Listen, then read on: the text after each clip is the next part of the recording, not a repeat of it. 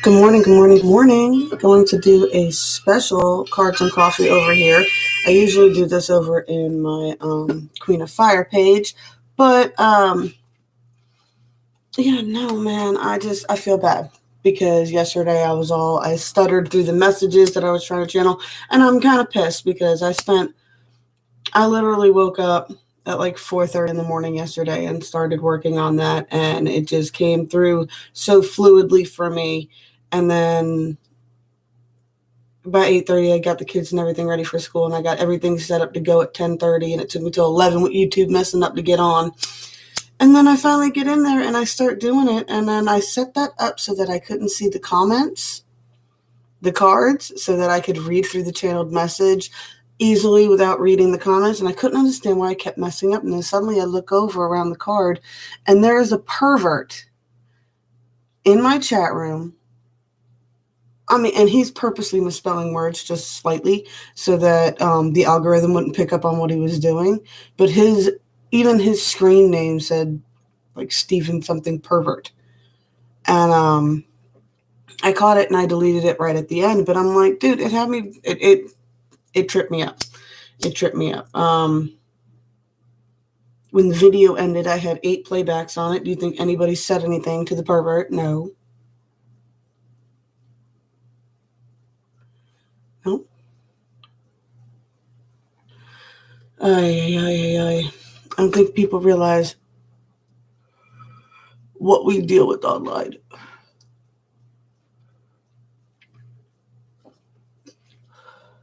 And here's the kicker. I don't attract that kind of attention on Facebook at all. I never get perverted things in my DMs or anything else like that. I don't project that kind of energy. I don't attract it. Like I know a lot of women that complain about getting, D-pics and stuff like that. Never been an issue for me. I usually do not attract that kind of energy, so I don't know why it was coming through yesterday. But I told you guys, I've been having a hard time with these different types of energies going on. So we shall see. I wanted to reread this again for you guys while I'm shuffling out your cards today, just because you deserve better.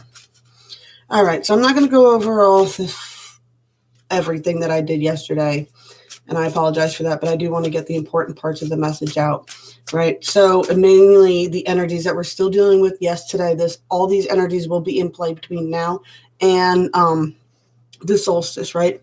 The seeking of harmony, right? We're seeking a deep seeking of harmony because a lot of people are going through tension, strife, regret, and worry right now. All right. So the message that I got with the alignment with the sun, moon, and Mercury was to gain balance, you have to make a choice. You have to be adaptable. You have to make a change, and you have to make a solid choice to change in order to break the cycles. If you're doing this, there's something you're missing that you need to break, a habit, a pattern. There is something you need to change.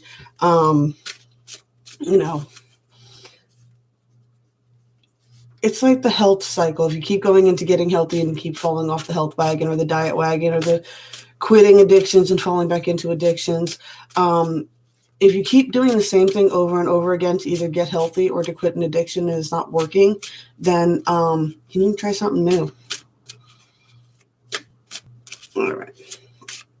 For Venus, I got the heart knows what it wants, and it's time to release. And it knows what it wants, and it knows what it doesn't want. It knows that there are certain connections that are dying that need to be released so that new can come in, like removing the dead tissue from a wound so it can finally heal. Right? So now wounds leave scars. And what's that favorite line that I like is the scars remind us that the past is real. And that's why I had put on here that every person I have ever loved has left their initials carved into my heart. Right? The scar will always be there. It's a reminder that, that was real. That was real. And it did mean something that was important. But I can no longer allow it to hurt me. I can't just leave it as a bleeding wound. It needs to be allowed to heal. I feel like a lot of people get this close to healing and then they re-etch it themselves. All right, so you get the Saturn, Jupiter, Pluto, and Capricorn. The message that I got by that was tempted by forces one cannot control, like the undercurrents of the ocean, shadow personified through the temptation and addiction, engaging in toxic behaviors just because you can, right? To prove you're not being controlled, blinding yourself to the fact that you are being controlled by the addiction. The addiction is your ego telling you that it is okay for you to, have another drink, even though you know you have a problem with alcohol.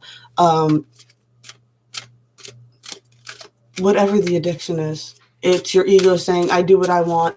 I'm in control. I got it. It's not that big a deal. It's not that bad. I could stop if I want to. I just don't want to because everybody's telling me to. That's all the ego. That's all ego, and that's all addiction talking. None of that is true. You are not in control of yourself. And you need to own that. You need to own that part of your ego that you think you're so in control, but you're not. You're ruled by an addiction, and you justify that you're not being controlled by anything by continuing the addiction despite knowing that you know you should stop. All right. Not getting anything from my earth magic, but I did give you guys earth magics and shadows with these messages yesterday. All right, so Neptune and Pisces, I got intense emotions, vivid dreams, and vivid dreams, opportunities to work on these relationships, right? You want that 9 of Cups, 10 of Pentacles energy. You have to be willing to be persistent on what you are working on and work through the hard times. None of this is saying that you need to give up on your relationships or anything else like that. But there is some hard conversations that do need to be had. And breaching some subjects will be difficult and they will cause conflict, but avoiding conflict never resolves anything, right? Speaking of avoiding conflicts, we have Mars going direct in Aries, right? And this is the knowledge of how to work the system. 2 brings balance.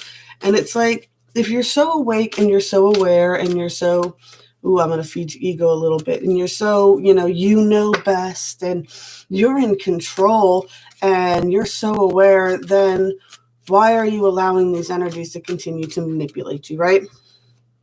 If you understand how it all works, then you should be coming up with a battle strategy.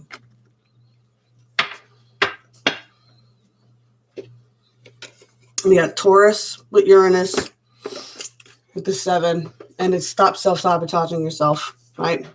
Stop faking your life. Stop making decisions because you're scared of what others are going to think, stop faking it. Stop faking that everything is perfect on social media to the point where you're terrified to tell anybody that, you're having problems and you're struggling. Bottling that up is not going to help you with anything. You need to find somebody that you can talk to and be honest and open with. And if you can't be honest and open with your partner, then what the hell are you doing anyway? No, not this one, universal today. Okay.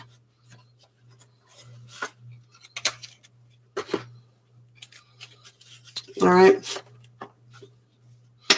And then you got the North Node with the 10 and Gemini and the Lovers and the Twins and all that good jazz.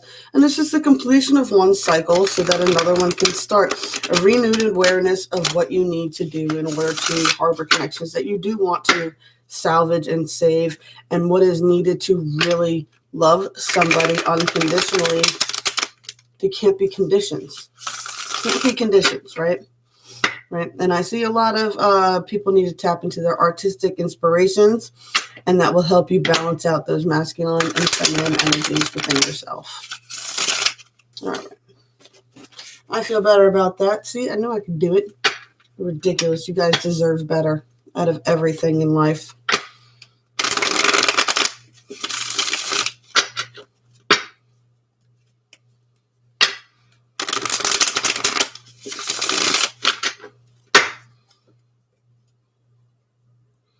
All right, let's get our regular cards and coffee going.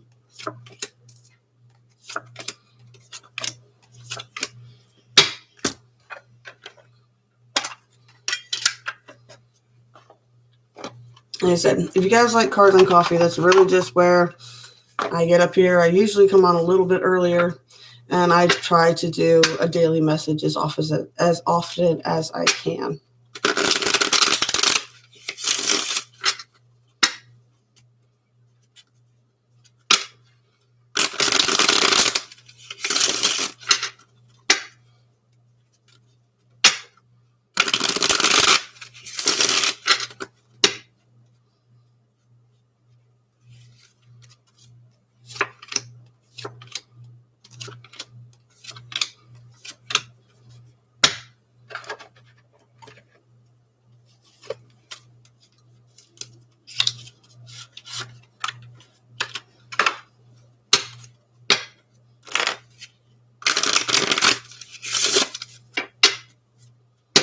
Sorry, this part's not so interesting.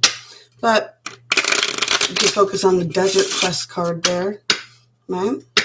What is the deal with the Desert Quest? It's all about seeking out that knowledge, that inspiration, that intuition, connecting with your spirit guides on a level where nothing else is inhibiting you. To do a spirit quest, you take the bare minimal necessities and you essentially go camping out in the desert with next to nothing, and you take a vision quest. You can do the Ashawana or the peyote and all that other crazy jazz to get there, but you don't really need any of that. It's really about just taking that higher perspective, not so much the higher perspective, but the more detached perspective, and to allow genuine advice from your guides to come in that is not filtered through your ego. And through, like I said before, through the decisions based on what you're more worried about your ego and your popularity than you are about your spiritual self, right? You're just walking around like you don't have a soul, trapped in this soulless life you've created for it. All right.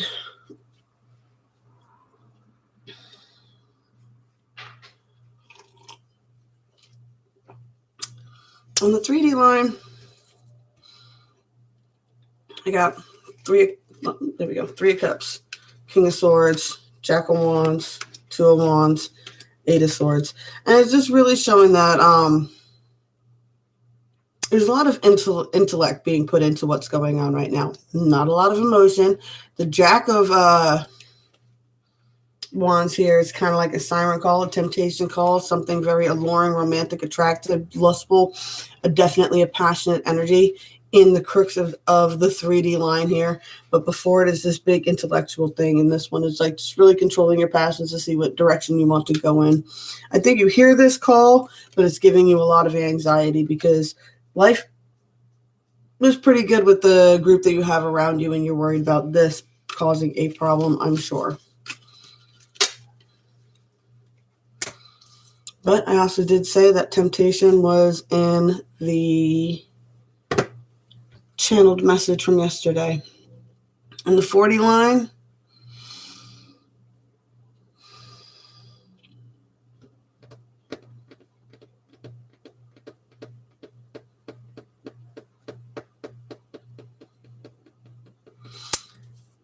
the 40 line's really weird, right? So we got Judgment reversed, Seven of Swords reversed, Works upright, or Three of Pentacles upright, right?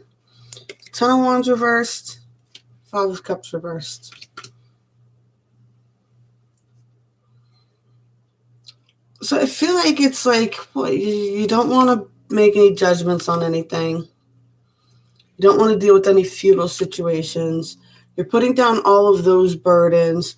You're not worrying about spilt cups, and you're just focusing on work right now on the 40 line, which is probably why you feel detached from spirit.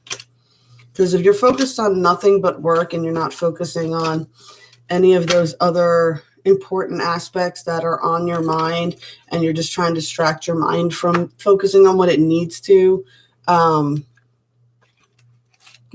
feel like you're avoiding your shadow work. Instead of questioning yourself on why your mind goes one way or another, you're just like, oh, I'm just going to focus on work and not worry about anything else, which a lot of us are doing mainly because of the holidays, right? But the 5D line is definitely trying to tell you that you do have lots of victory, right? You do have lots of options. You can be very passionate and use your passions to go in the direction that you want to go in. You are being guided. You just need to stop being so defensive about the directions you're being guided to.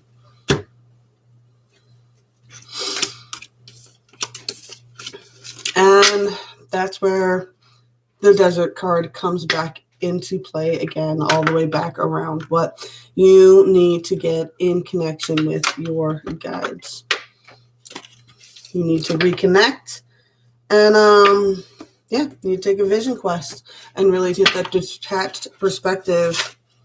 However it is you do a vision quest, some people do a fast, some people do, like I said, whatever, Ashawana trips, peyote.